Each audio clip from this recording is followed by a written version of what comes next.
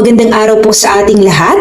Maubay na adlaw haaton nga tanan. Welcome kayo dito sa aking YouTube channel, ang Madiskarting Waray. Kung bago ka lang sa aking channel, dito ay matututo kang magluto ng iba't ibang kakanin na pwede mong pagkakitaan. Kahit nasa bahay ka lang ay pwede kang kumita. At hindi lang kakanin ang pwede mong matutunan, dito sa aking YouTube channel ay pwede ka ring matutong mag-bake ng cake. At syempre hindi lang pagbe-bake ng cake. Nandito din ang pagtuturo ko paano mag-apply ng icing sa inyong cake at kung paano nga ba design ng cake na walang kahirap-hirap. Kaya naman kung gusto mong matuto, puntahan niyo po ang aking mga vlog, ang aking mga video at alam ko na makakatulong ito sa inyo. Ngayong araw na ito ay ituturo ko naman sa inyo kung paano nga ba ako magluto ng masarap whole egg leche flan na hindi kayo mapapahiya sa inyong mga customer kung ito ang gagamitin nyo recipe. Kaya naman dito ay kikita ka ng malaki. Alam nyo ba kung bakit? Dahil ang itlog nyo dito ay walang sayang at perfect ang pagkaluto at combination ng mga ingredients. Kaya naman, ano pang hinihintay nyo? Panoorin nyo na kung paano nga ba ako magluto ng masarap na whole egg leche flan in tub. Opo, dyan po sa tub natin luluto. Kaya naman, huwag na natin patagalin pa. Simulan na natin ang pagluluto ng masarap na whole egg leche flan in tub. Ang una nating gagawin dito ay magtutunaw or magkakaramelize muna tayo ng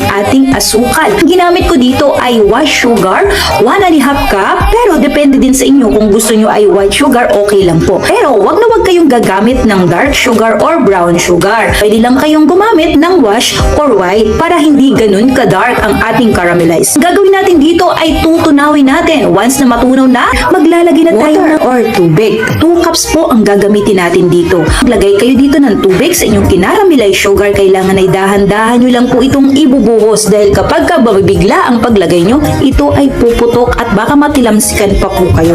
Then ito ay tutunawin natin hanggang sa maging caramelized din siya. Ito ay hinayaan ko lang kumulo ng 20 minutes. Once na 20 minutes na at bumubula-bula na siya, okay na yan. At ilalagay na natin ito sa ating tub na gagamitin. Kapag kaganyan na po ang itsura niya, okay na po yan. Ilalagay na po natin ito sa ating tub. Ang ginamit kong tub dito ay 500 ml. Ilalagay natin dito, ayan, pwede kayong maglagay ng 1 tablespoon or 1 1/2 tablespoon. Kung ano kadami ang ilagay yung caramelize, mas maganda kasi lalong mas attractive yan. Pagka mailagay na natin lahat ng ating kinaramelize sugar sa ating tub, ngayon ay pagsasamahin na natin ang ating mga ingredients. Ang unang ingredients na ilalagay ko dito ay Alaska Ibap. 3 pieces po ito.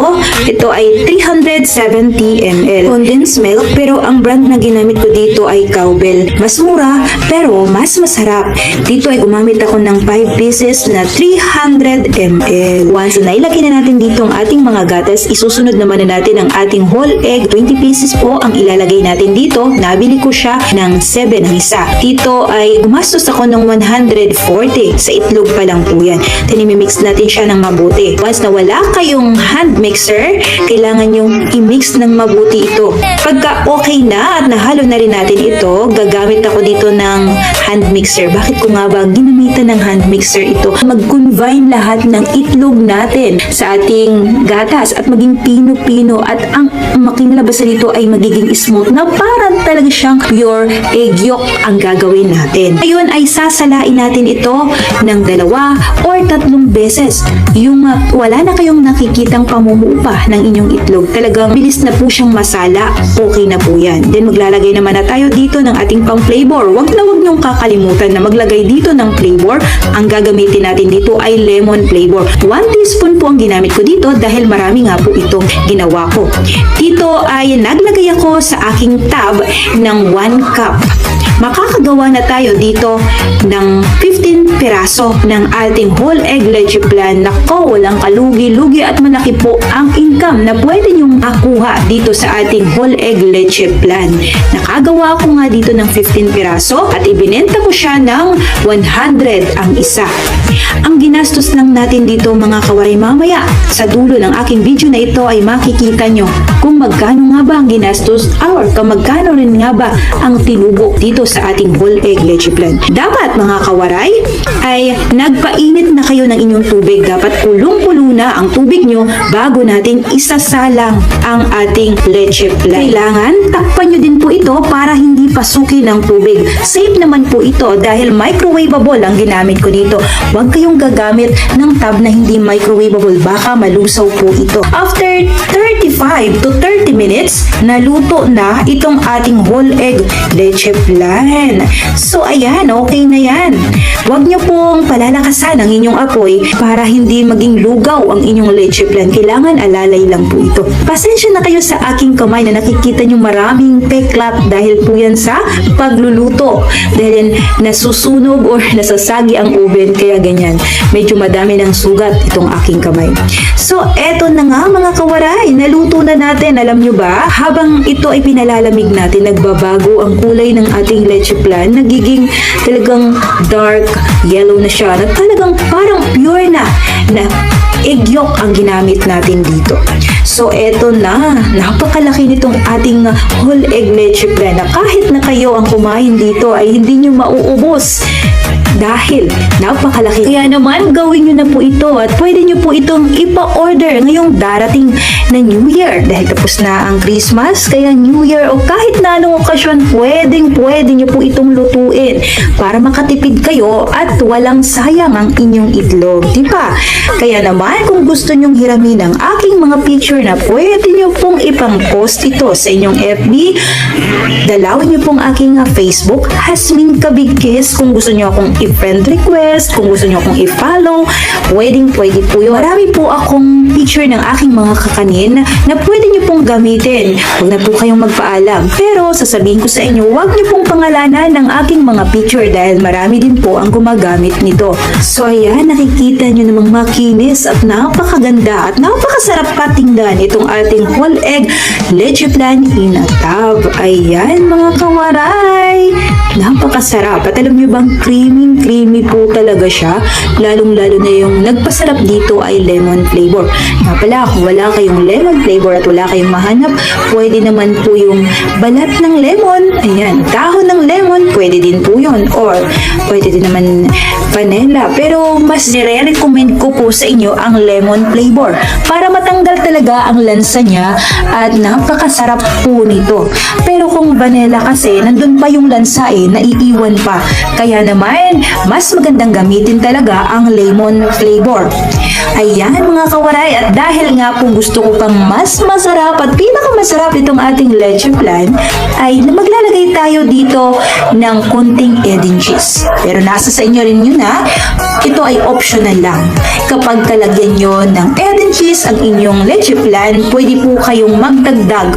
Gawin yung 110 ang inyong benta sa isang tub. Pero kung wala naman kayong Edin cheese na ilalagay sa inyong leche plan, pwede naman po ay 100 lang dahil malaki na ang kikitain natin dito sa ating whole egg leche. Dito sa aking channel, sa aking mga video na ginawa, mayroon po akong iba't ibang procedure sa pagluluto ng ating leche plan. Baka gusto nyong matutunan kung paano nga ba magluto ng no steam leche plan. Kung wala kayong steamer, okay lang po yan. At mayroon po ako dito sa aking YouTube channel. Panoorin nyo po ito.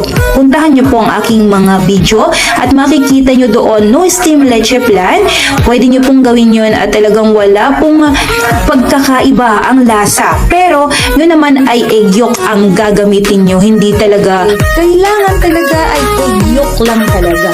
Kaya naman, mas inire-recommend ko na din sa inyo itong aking ginawang whole egg leche plan dahil wala itong sayang. Walang tapon po. Dito ay gumamit tayo ng 20 pieces nating itlog. Dito ay nagkakahalaga ng 140 condensed milk, 5 piraso, nabili ko siya ng 35 pesos, 175 evaporated milk, 3 pieces po ito, 28 ang isa, 84. Wash sugar, 40 pesos, tab 500 ml, nagkakahalaga siya ng 75. Ang total dito na nagastos natin ay 514. Kung ito ay bibenta natin ng 100 pesos ang isa, ita-times natin ito ng 15 piraso. Ang total niya ay 1,500. Ang magiging income natin dito ay 986 po. Kaya naman, gawin nyo na po talaga namang kikita kayo dito sa ating leche plan in a tub.